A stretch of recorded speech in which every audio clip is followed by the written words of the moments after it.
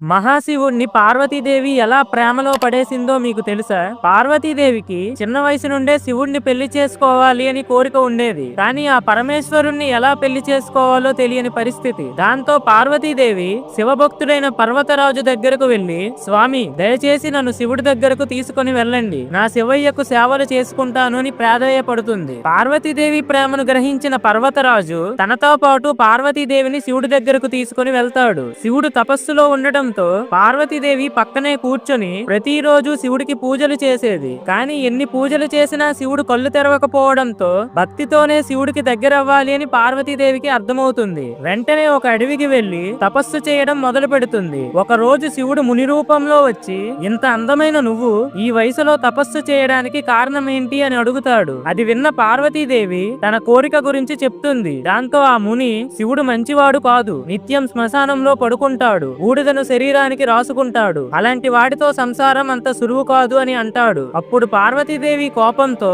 అనంత లోకాలకి అధిపతి అయిన ఆదిశంకరుడికి అర్ధాంగి విలువ తెలియదు అంటారా? ఆపదలో ఉన్న వారిని ఆదుకునేవాడు, అపాయాలను ఆపేవాడు నా శివుడు. అటువంటి పరమాత్మతో జీవితం పంచుకుంటే వచ్చే కష్టాలను కూడా ఇష్టంగా భరిస్తాను అని అంటుంది. అప్పుడు ముని రూపంలో ఉన్న శివుడు తన నిజ రూపానికి వచ్చి వివాహానికి ఒప్పుకుంటాడు. దాంతో పార్వతీదేవి ఆనందానికి అవధులే లేవు.